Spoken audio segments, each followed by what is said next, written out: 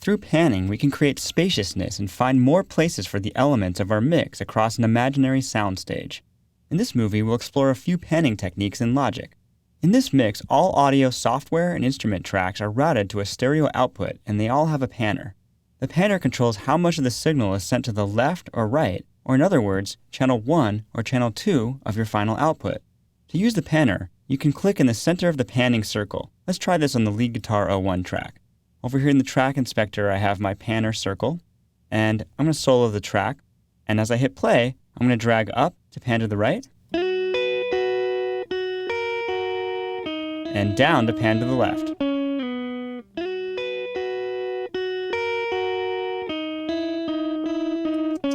Now, if I want to return the panner to dead center, I can option click once in the center of the circle. You should think of your mix as a stage, and pan all the tracks as if they were actors performing on the stage. You wouldn't arrange all your actors to stand right in front of each other, and you don't want to do that to the instruments of your mix either. Some common conventions of panning are to put deeper instruments that ground the mix, like the kick drum and the bass, in the center, and then have lighter elements, like guitars, panned out to the sides. Notice I have the lead guitar panned a little bit to the right, and I'll pan the acoustic guitar a little bit to the left. You might have noticed that some tracks, like the acoustic guitar track, is actually a stereo track. How do we know this? First of all, the region itself has a double loop in it. Comparing that to the lead guitar track, which is a mono track, it has a single loop in it. In the mix window, you notice that at the top of the tracks, stereo tracks have a figure 8 loop-to-loop, and mono tracks have a single loop. This is confirming to us that the track is set up to output in stereo. And since there's a stereo region in this acoustic guitar track, this track is set up properly. You definitely want to double check all your track assignments here to make sure they're stereo if there's a stereo region in the track, and mono if there's a mono region in the track. Let's listen to this acoustic guitar track soloed. I'm going to option click the panner to pan it to the center, and we'll solo it up. Let's take a listen.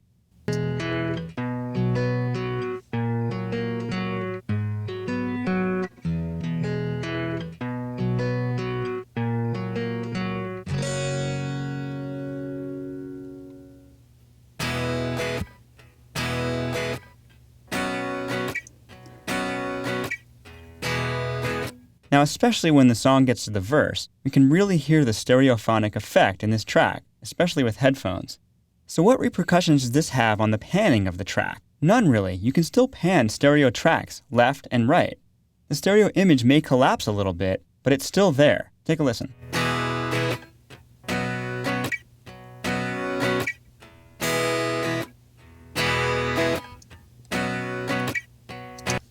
There's one other option for panning stereo tracks in Logic. It's called binaural panning. Binaural panning uses a different panning algorithm than simple level between left and right output. By doing this, it emulates more the way humans perceptually hear sound spatially around their heads.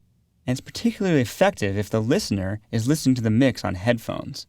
Let's put the acoustic guitar track into binaural panning and solo it. It's already soloed, so let's go over here and go to binaural. See, it shows up as an option with all your tracks. In binaural mode, we get a different panner. Let's double click on it to check it out. This is our binaural panner.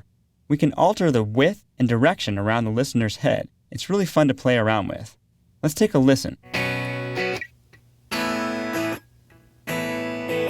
Put the sound behind the listener, to the sides of the listener, directly in front of the listener, or in other places in between.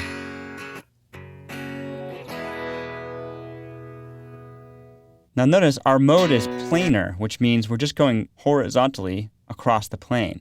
If I go to spherical, I get a 3-dimensional binaural panner. Let's check that out.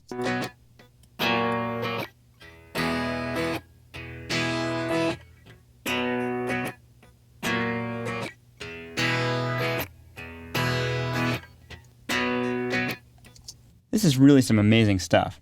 The only drawback to binaural panning is when you bring out this type of panning into speakers instead of headphones, this image can really break down.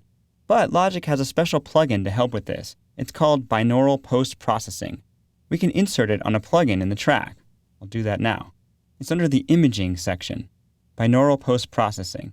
And here's the compensation modes. So these selections are optimized for different styles of binaural processing you're doing. So we were doing all directions, so let's keep it on headphone DF.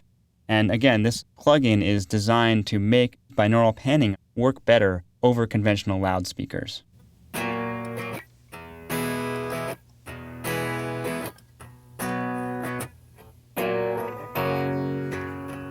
So now that you understand how to set up a soundstage using panning, you're one step closer to getting that final mix.